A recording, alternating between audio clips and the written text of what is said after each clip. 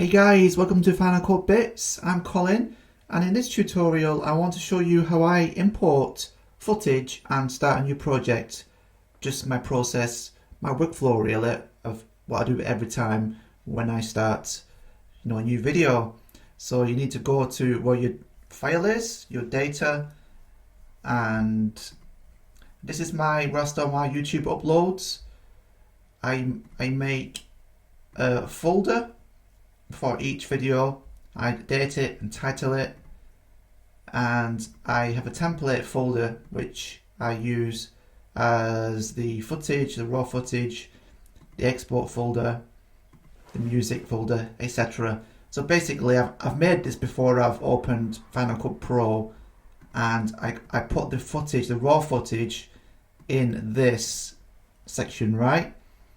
So what I do, I go back to Final Cut Pro.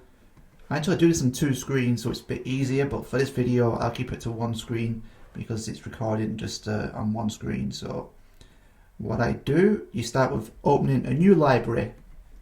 Yep, new library.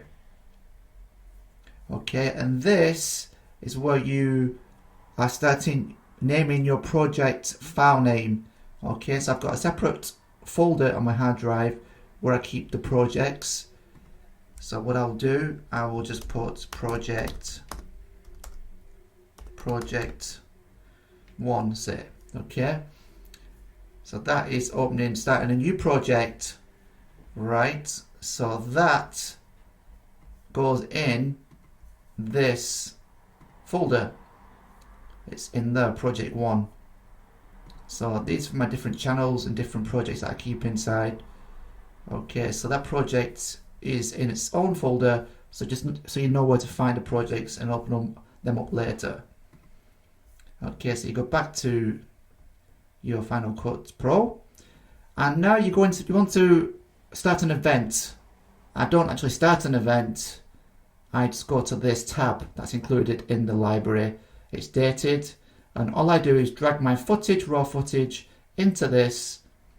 So I go back to my folder where I have my uploads, and like I've talked about before, and I just drag the raw footage straight in like this. Alright, so then what we need to do now is to make a project in the timeline, start a project in a fact timeline. So we go to new project, and this is where we've got to be very careful about our settings and the resolution of get the correct resolution in the timeline and the frame rate as well. So by default this is recorded on a mobile phone.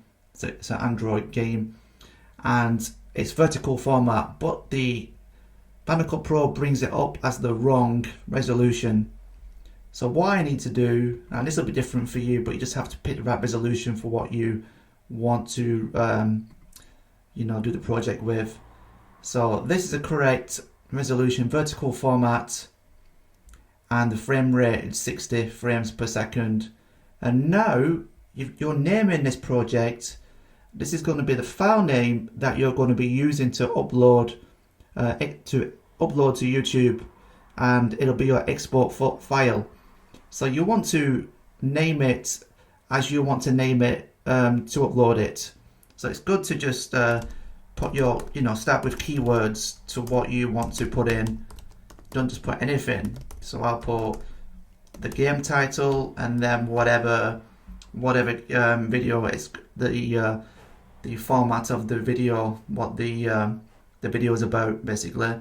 So just say I'll put it's about a cup, okay? So then you check everything, this looks okay, and press OK. So that is your format. This is your project ready to edit.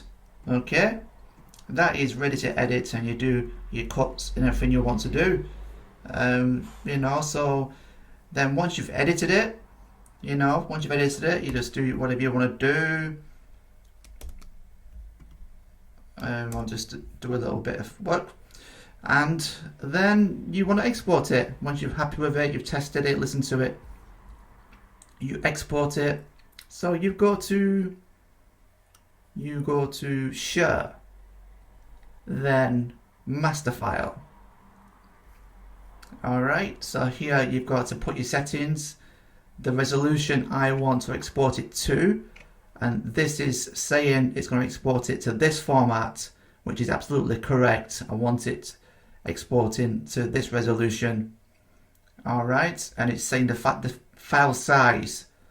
And what I find as a format, I find the best for me is computer.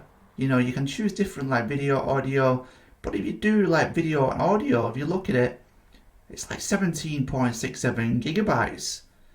It's like crazy. So what I do is put computer, and see now I've changed it. It sets it to a different resolution, which is not the one I wanted, and now it's not right to what I'm not able to change it back to what I wanted it to. So that's why when I first go to export it and I look at this and it's right, I just have the settings already computer and I just accept it and it exports it at 2400. So anyway, yes, you press next, and then what I do is find the folder I want to export it to, and I've got my export folder there, and then just name it my export name, which is the same one as I just put in before. So if you've already think ahead a little bit, so this is already named to what you want to export it to. So then you just press save, and then you get your render bar here. So this video is like 5 minutes. So I'll just let it export, and I'll forward it, and then so you're not waiting. But this should take around like 3-4 minutes with this computer. So it's been about 5 minutes now, and you see the rendering, the export is almost finished. It's not the rendering, but it's actually the main export. So once this bar is full, the video that is exported, it will pop up in a window here, and that will happen anytime now. So you can just check it. There we go, it's popped up. So you can just press play, listen to it, and you see that's playing 6 minutes.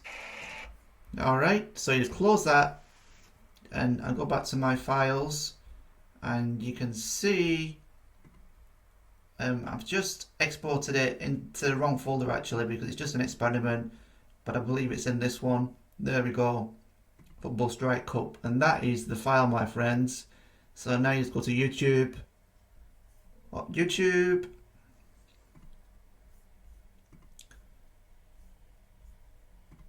and then you upload video, and then basically you just find that file which is there in your hard drive, choose, and that will start the upload process. So that is pretty much my full workflow to importing and starting a project and exporting, and I hope you learn something from that. I do this 5 times a week when I make a new video, and it's just important to organize your media by date and the title of your videos, just in keep them in order and organized. And then I have a template folder which has different folders inside, subfolders, where it exports to, thumbnail. So when I go, after I've made the video like I just did, next thing I'll do is go and make a thumbnail in Photoshop. I'll take screenshots from this, and yeah, all you do for a screenshot is just you go back to where you're going to export it, like master file, but not. You go to save current frame, and then you just choose your folder where you want to save it to, and that will just basically export a screenshot, and then you can use that for Photoshop.